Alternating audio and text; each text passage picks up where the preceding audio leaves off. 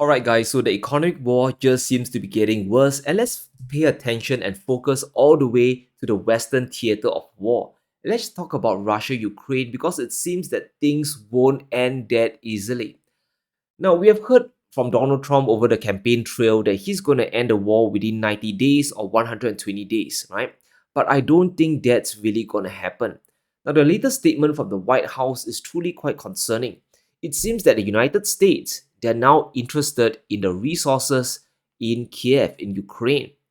And according to Trump, he wants the rare earths that is located in the country. Now, it makes sense from an American perspective, right? It's time to claw back the $100 billion spent. And this also means that eventually the Russian assets won't be returned. Now, what Trump wants is equalization for support coming close to 300 billion. Now, how he gets the $300 billion figure, I have no idea. But it does confirm that American support, nothing comes for free. Now, under the Biden administration, yes, he pledged unconditional support, but now Trump is in power, right? And every 4 years, a lot of drastic things can change. And this really throws a lot of uncertainty to US allies that if a new president comes down the road, will this unconditional support I get today turn into something very conditional? And if Ukraine doesn't give the US the rare earths, the minerals, or at least give access to them, well, they might not get any additional defense against Russia. So we can see the US, especially under Donald Trump, moving more towards a very transactional relationship. There will be no unconditional support anymore. Now, Kiev says, and it was a bit of an own goal by Kiev themselves, they said that there's trillions of dollars worth in uranium, titanium, lithium, and graphite. Not really rare earths, but you have energy and EV metals there as well. And Zelensky offered those himself as part of the victory plan. So maybe Trump really didn't come up with the idea himself, it was Ukraine that planted it into his brain. But however the case, this is very, very alluring to the United States. There's a lot of minerals that they need for their supply chains, which they lack. And Ukraine, obviously, if what they said is true, they can offer it to the Americans. Now, Russia isn't happy about this one bit, and it's obvious, right? It could mean unending US support on the war. So if there are hundreds of billions, or let's just say there's $1 trillion worth of rare earths underneath, does that mean Trump's going to pledge another 200, $300 billion uh, to Ukraine to fight back the Russians? We don't really know about it. But if that's the case, one can really assume that Russia might be tempted to push further for military outcome, not really sit down on the negotiating table, right? Or maybe if they sit down on the negotiating table, a big part of it is to leave Ukraine's resources alone. So we don't know the end goal of what this will be. But one can assume that it actually complicates, it throws the spanners into the entire workings of the peace talk. Now, what's even funny is Germany, Olaf Scholz, hit back on Donald Trump on this. He called Trump self-centered, and this will take all the resources to the United States and leave Europe with a big fat zero, leave them with nothing. Well, they're going to leave them with the bill of rebuilding Ukraine. Because if Ukraine is really to join the European Union, well, you're going to build back their economy, right? Just like how after the war, the United States, they helped build back Britain to a certain extent, and Japan, and of course gain influence there as well. But look at the state of Europe today. Their economies are on the brink of collapse. They are deindustrializing. How are they going to come up with the money to rebuild Ukraine and still care for their own economies? One really has to wonder how, wonder why. I don't see a picture of how they can do it. So, yes, if Trump takes away the money, takes away the resources to America, well, the EU will be left with a very big bill. And we must understand why Trump wants this, why the US wants this. China is winning the US in the manufacturing war. Let's really get this into perspective. There are three key areas where China is winning. They can churn out more output. They can churn more output in less time. And they can churn more output in less time at a cheaper cost. And this doesn't just account for all the consumer goods, your iPhones, your computers, your EVs, all those are important, right?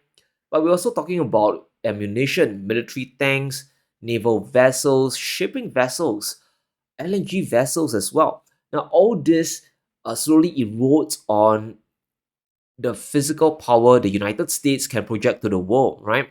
Right now, the US is strong financially, especially when it comes to SWIFT and the dollar system, but they are losing out in the physical realm. China is winning that hands down. Now, here are some statistics off the top of my head that we need to understand. China accounts for 35% of the world's gross production, total production. The US is only at 12%. And in terms of value added valuable goods, right, the China is 30%, the US is around 16%. So there's a very big gap of 60, 70, or even 100% here. The US, what they want to do is to reduce China's trade surplus and economic influence in the world, right? China is playing, the US is trying to play offense this time. And if China grows their trade with the world, what does it mean? We've said it quite a few times before. They can push for more bilateral currency settlements. Let's not forget that over 53% of their cross border trade now with people in BRICS and around the world is well over 53%. So that simply means more opportunity for de-dollarization, and Trump can't have that happen. If more countries stop using the dollar, they'll recycle less into US treasuries, into US assets, and that just makes the cost of borrowing go up even higher. But to challenge China, the US needs to secure the supply chains, and this is why we are seeing all the chaos or the debacle over Ukraine's critical minerals, right? They need the critical inputs. Cheap energy isn't nearly enough. Salaries in the United States is much higher than China.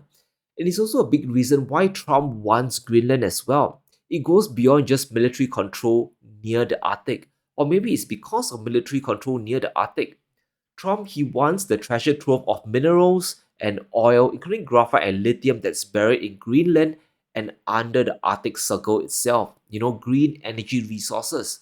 So there is a method to the madness if you look underneath it, and it's all about trying to grab resources, trying to win China in this economic war. Which also brings us to the next topic I want to talk about, which is US aid. Now, USAID is quite a big topic to cover, but I'll just give you guys the cliff notes on it. Now, USAID is basically the US government's international humanitarian aid department, right? So it's giving countries like Ukraine, Congo, Yemen, Jordan aid, right? So it's like giving food, giving shelter, giving water, more or less good stuff. Now, $40 billion or less than 1% of the federal budget, and that's the amount of money allocated to it. And there's a lot of hoo-ha going on in Congress from Elon Musk, from Doge, about cutting away support to US aid, right? Now, there's good and bad of doing it, but let's talk about it on a strategic level. And this can really go two ways. Now, one is better than the other for sure. Now, what Elon Musk is talking about revolves around the Department of Government Efficiency, cutting away all the excess fat, cutting away questionable aid to save money at the end of the day. Now, 1% of federal deficit, or was it GDP? I think the federal budget is a lot of money. And if you can save it, you'll bring the deficit down. Now, what Elon Musk wants to do is to audit it and shut down the inefficient parts. Now, this, I kind of agree with it, right?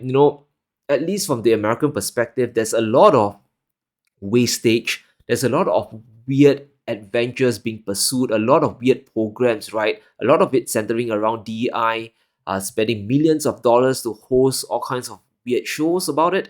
And, well, Elon Musk wants to cut down on that. Now, that I think might be a good move.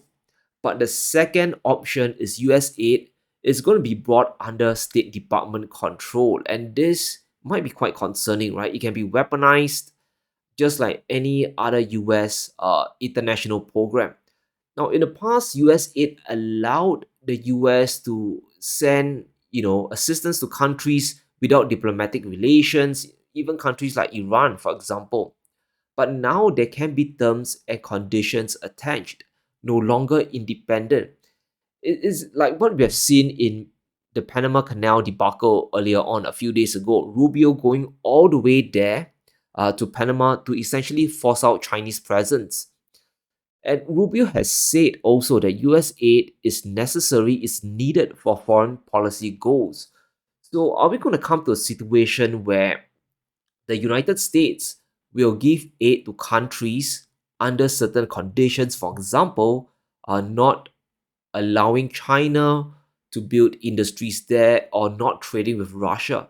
Now, we have no idea about that, but anything is possible. And if you have the money, right, if you have the cash, it really begs the question that will the US use that as leverage? You know, from my perspective, I think US aid will continue because it's becoming more of a geopolitical and a foreign policy tool than anything else. And if they suddenly stop this program, we can expect China to come in and gain the leverage themselves by giving money to all these countries in distress. So we need to view everything that the United States does in the lens of geopolitical and economic control, and everything will start to make sense. Which brings us to the next idea of the US Sovereign Wealth Fund. Now, this is something that Trump just signed into existence a day or 2 days ago, which I find it very contradictory because instead of bringing down the US federal deficit, Trump is moving to create a sovereign wealth fund to use the proceeds to help American families and businesses, right?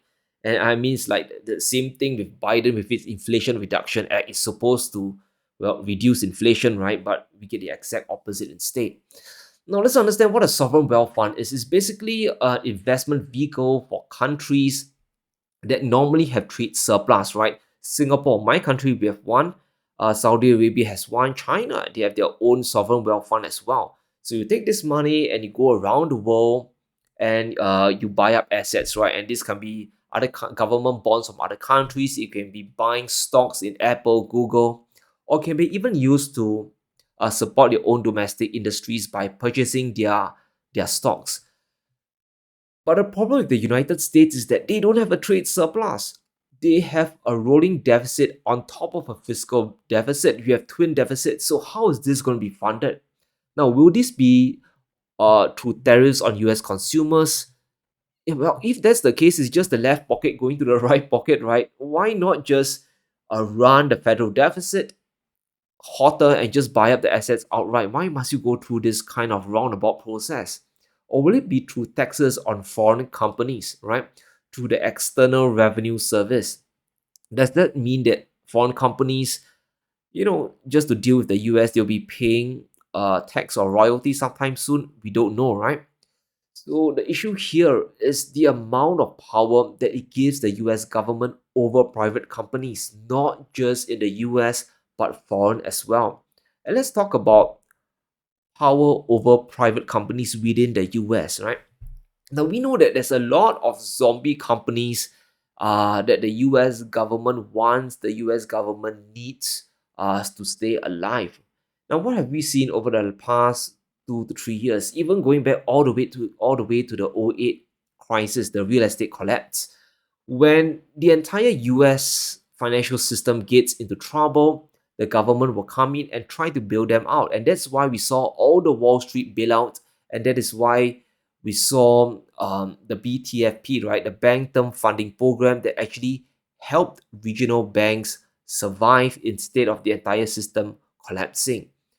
Now, does if a government owns 10%, 5%, 20% share of a banking company, do you think they want it to collapse? No.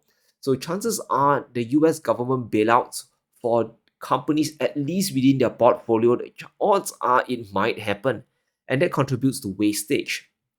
But what's really concerning is the amount of government control it can give the United States, especially when it comes to foreign companies, right? Let's say the US takes XYZ, takes 20% control of XYZ company in Germany, for example. Now they can force companies there, the company, to make decisions privy to the US government. It's a form of geopolitical control again. It could come to the point where, the US government can make decisions on behalf of the company, or they can say, right, if you sign this deal with China, you sign this deal with Russia, you sign this deal with BRICS, we can crash the share price. So it really brings into question a lot of uh, disturbing issues. Is the sovereign wealth fund really used to make the US richer again? Because they essentially don't need it. All they need to do is to either print up a ton of money and buy the assets outright, or they can reduce the deficit and shore up the dollar and prevent a default. And that will make the US economy stronger as a whole. So everything is now starting to make sense. The US is trying their best to exert greater geopolitical control around the world. It's not just about bringing manufacturing back to America. And this time, it's not through just technology like semiconductors and chips from Nvidia, but direct physical control. Now, this means it's a really troubling time for the world.